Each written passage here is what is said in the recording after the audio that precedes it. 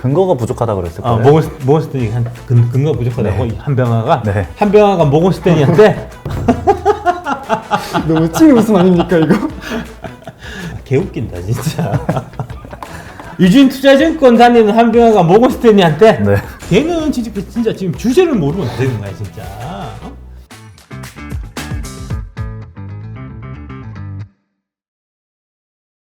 한병화가 또 리포트 했다며. 최근에 9월 2일, 3일 연달아 나왔을 겁니다 아마. 왜 웃으십니까? 걔도 참 열심히 산다. 걔도 열심히 산다. 어떤 내용인지 확인하셨어요? 그럼 봤지.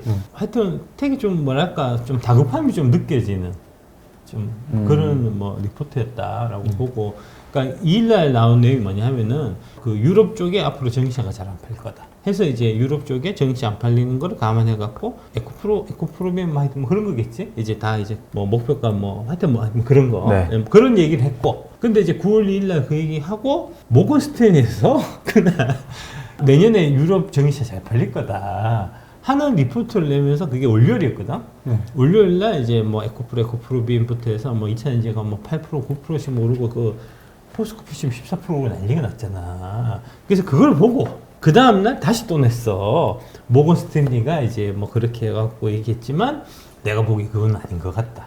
기조가 확실하네요. 근거가 부족하다고 그랬을 거예요. 모건 스탠리 근거 부족하다고 네. 한병화가 네. 한병화가 모건 스탠리한테 너무 찐 웃음 아닙니까 이거? 유진투자증권 다니는 한병화가 모건 스탠리한테 네. 근거가 부족하다 그랬다고? 개웃긴다 진짜. 체크를 좀 해봤었는데 모건 스탠리 쪽에서 이제 얘기한 부분은 특정 부분만 이야기를 하는 거다. 그리고 와서 다른 이제 글로벌 모건 스탠리 자료를 보면은 전기차에 대한 부분을 하향시켰다. 이런 식으로 이제 이야기를 하더라고요. 걔는 진짜 지금 주제를 모르고 나대는 거야 진짜.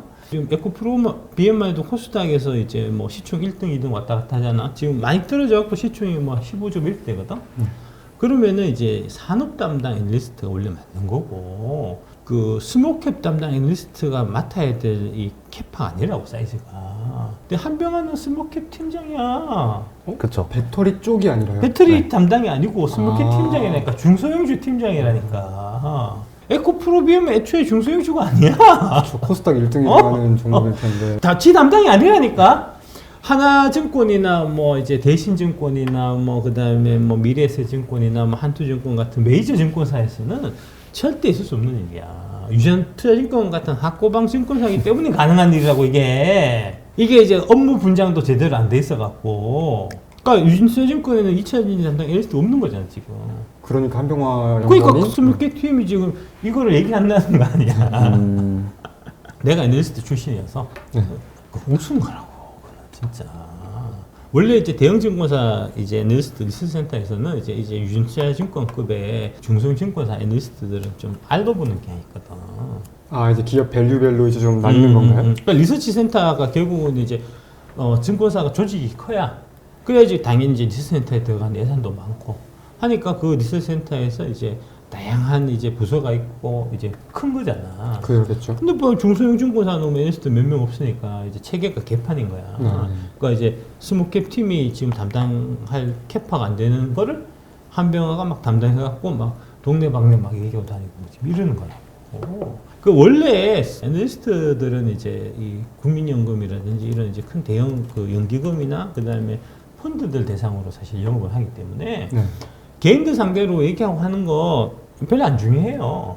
펀드 대상으로 하는 말이 훨씬 더 비중이 높으니까요. 그럼 그쪽한테 얘기해갖고 걔들이 또 얘기 듣고 네가 좀 주식 잘 보는 것 같고 네가 이제 그 얘기해주는 그 투자 아이디어에 요번에 내가 도움 많이 받았으니까 이제 그 증권사로 이제 주문을 넣어주고 그러면 이제 그 주문 받았으니까 이제 애널리스트한테 이제 고가 올라가고 이런 식으로 돼 있거든. 결국 영업의 일환처럼 들어갈 수 있는. 그럼. 그러니까 법인 영업팀의 이제 일환으로 어시스턴트는 그런 느낌으로 이제 리서치센터가 있는 건데 유진투자증권 같은 데서 뭐 법인 영업팀 해봐야 얼마나 되겠으며 거기서 국민연금에서 이제 유진투자증권 쪽으로 뭐 주문 중 하는 게 얼마나 되겠냐. 근데 그 수위가 없지가 않은데 카메라에 담겨도 괜찮은 겁니까? 그럼.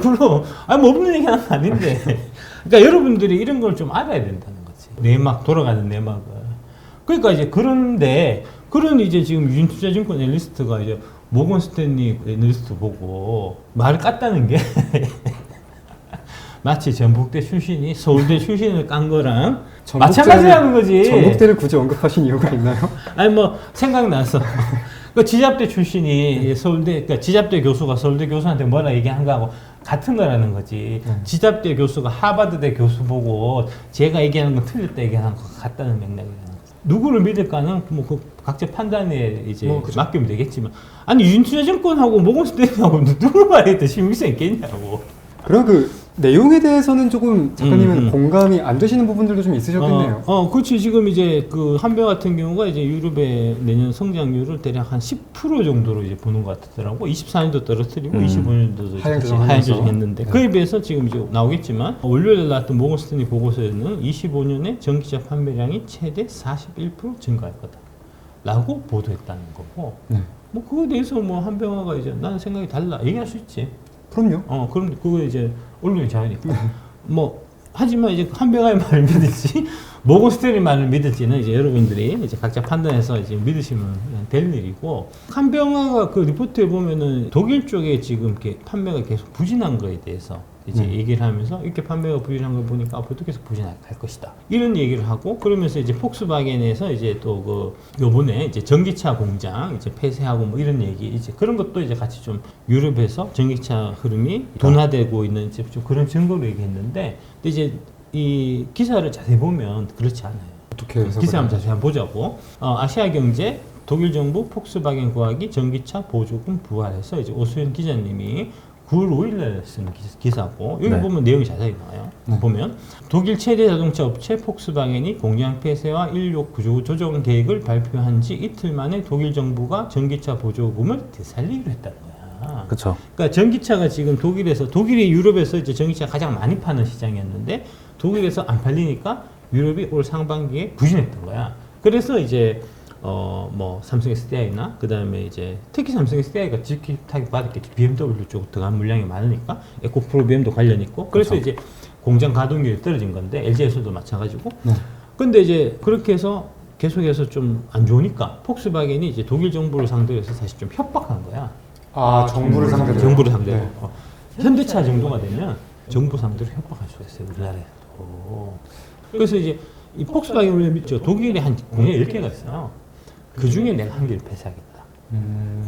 그 전에 일로 들어가면은 작년 12월에 무슨 일이 있었냐 하면은 독일 헌법재판소에서 원래 이제 독일 정부가 이제 전기차 보조금을 지급하고 있었는데 그거를 이제 예산을 유연해서 준 거야. 코로나 예산, 코로나 대응 예산이 있었는데 코로나 대응 예산 중에서 일부를 빼갖고 그걸 전기차 보조금을 준 거야, 독일 정부가. 그렇군요. 그 헌법재판소에서 이거는 예산을 전용한 거다 해서 중지를 시켰어. 그래서 작년 12월 달에 갑자기 딱 끊긴 거야. 그래서 6개월 동안 차 안 팔렸지. 그러니까 폭스바겐은 우리는 저 정부가 이제 친환경하고 한다고 그래갖고 열심히 이제 전기차 투자해갖고 잘 팔아야 되는데 배터리는 안 찍고 쓴다는 거야, 폭스바겐은. 그런데 이제 이런 식으로 해갖고 보조금 안 줘가지고 이제 뭐 작년 대비해서 뭐 20%가 30%가 지금 빠졌다는 거잖아. 그러니까 안 되겠다, 나 이렇게 좀 장사 안 돼갖고 있는 쪽 공장 폐쇄할래 이렇게 얘기하니까 독일 정부가 가짜증 놀라갖고 야 기다려봐, 내가 보조금 다시 통과시켜줄게 해서 보조금을 7월 1일부터 주는 걸로 지금 결정이 났다. 그럼 이게 폭스바겐의 숨은 의도가 야, 장사 안 되니까 우리 못 하겠어 이게 아니라 도와줘 이런 건 거네요. 그래서 이제 연방정부가 여기 밑에 연방정부가 9월 4일날 강요회의에서 기업이 전기차를 구입하면 세액공제 혜택을 주는 내용의 세제 개편을 의결했다. 대응이 정말 빠르네요. 그만큼 이제 폭스바겐은 중요한 회사니까. 우리도 뭐 삼성전자가 뭐라고 하면은 정부가 뭐 쌩깔 수 있겠어, 뭐 도와주겠지 당연히. 그쵸. 그다음에 쭉 보면, 그래서 여기 보면은 세액공제가 올해 7월부터 2028년 12월까지 구입한 차량에 적용된다. 그러니까 이제 소급해서 적용하는 거고 7월부터니까. 네. 앞으로 이제 계속 그러면 차가 잘 팔리겠지. 차당 얼마가 주냐 이게 이제 사실 중요한데 그 얘기는 없어. 세금 절감 효과가 내년에 5억 8,500만 유로, 2028년에 6억 5천만 유로. 막 그러니까 1년에 보조금이 한 8,600억에서 한 뭐 1조 원 정도 들어갈 거다라고만 지금 나와 있고 대당 얼마가 나오고 이 얘기는 없어. 근데 이제 일단 보조금 안 주다가 주면은 잘 팔리겠지. 보조금 주다가 안 주면 안 팔리고, 보조금 안 주다 주면 발리겠지. 그쵸, 후지니까요. 후지니까. 시장에. 그런 거지.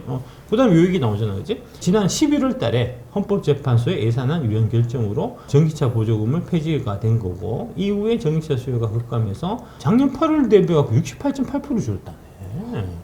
같은 시장 전체 신규 차량 감소폭은 27.8%다. 그러니까 전체적으로 차도 안 팔리면서 한 30% 안 팔리면서 전기차는 무려 70%가 줄었으니까 그 안에서도 더 줄었다는 거잖아요. 이 영향을 안 받을 수가 없겠지. 그죠. 그 영향을 이제 삼성 시대, 그다음에 애플 프로비움도 당연히 받았을 거고, 이제 가동률이 줄어드는 이제 그런 형태로. 근데 이제 이게 이러니까 문제가 생기는 거지. 이제 폭스바겐 같은 경우는 삼성 SDI한테 이제 그 바인딩돼 있는 물량이 있어갖고 배터리를 그만큼 못 사가면 페널티를 줘야 돼요. 벌금을 줘야 된다고. 벌금 몇천 원 냈다고. 네. 그러니까 폭스바겐, 삼성 SDI 받았어.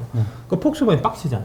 그죠. 그래서 얘기를 한 거지. 그래서 통과된 거고. 업계에서는 이제 전기차 세제 혜택이 경영난을 겪고 있는 폭스바겐이 도움이 될 거다.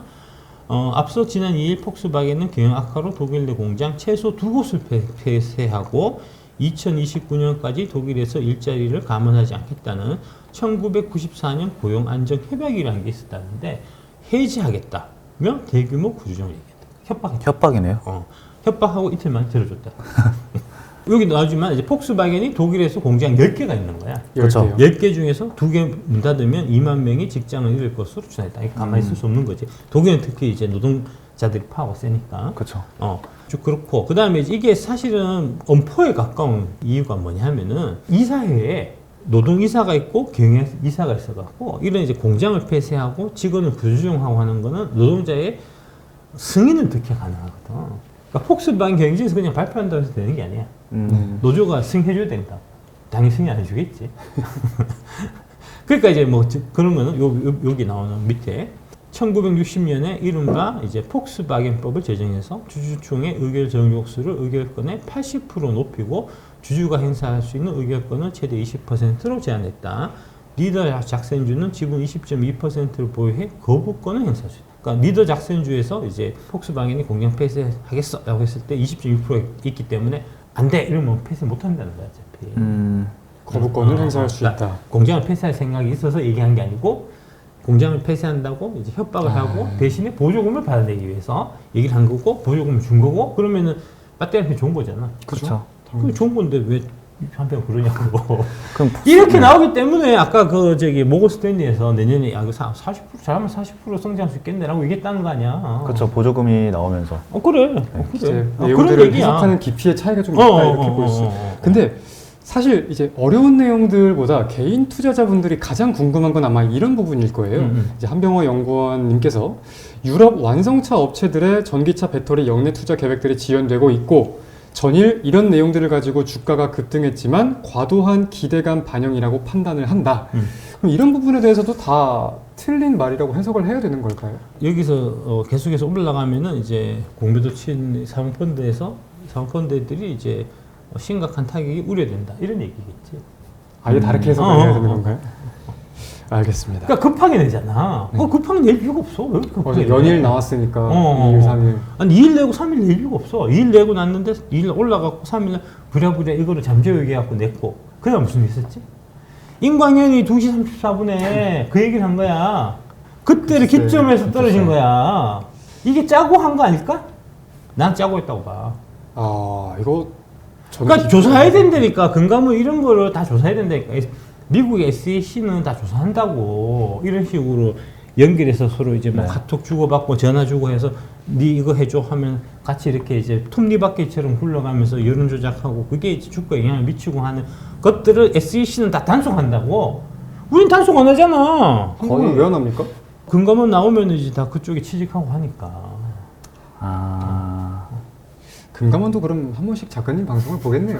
아니 본다니까. 내가 다 본다니까. 이거 작전으로 치면 뭐 통정 거래를 지금 하고 있는 거잖아요. 아니 그러니까 금감원도 사실은 이런 지금 그 한국 증시가 이제 푸대접 받고 이제 미국 증시는 장기 우상향하는데 한국 증시는 이제 박스를 못 벗어나고 하는 거에 중요한 책임이 금감원에도 지금 있는 거야. 다 같이 각성해야 된다고. 지금 자꾸 얘기가 한국의 그 기업들이 잘못해갖고 기업들은 픽하면은 자사주 매입 소각은 안 하고 유상증자나 하고 해갖고 이러니까 못 올라간다는 식으로 지금 덤태기를 씌우려고 하는데 한국 기업이 못하는 게 아니고 여의도가 개판인 거라고 지금 여의도하고 같이 지금 엮여져 있는 금융감독원도 똑같은 거야. 책임을 통감해야 된다고. 그리고 리포트도 할 수 있는 여건을 안 만들어준다. 그럼. 아 저런 식으로 대놓고 찍어 눌러갖고 주가를 떨어뜨리고 하는 이제 작업을 하는 게 안 보여도 금감에서 아무 액션이 없잖아.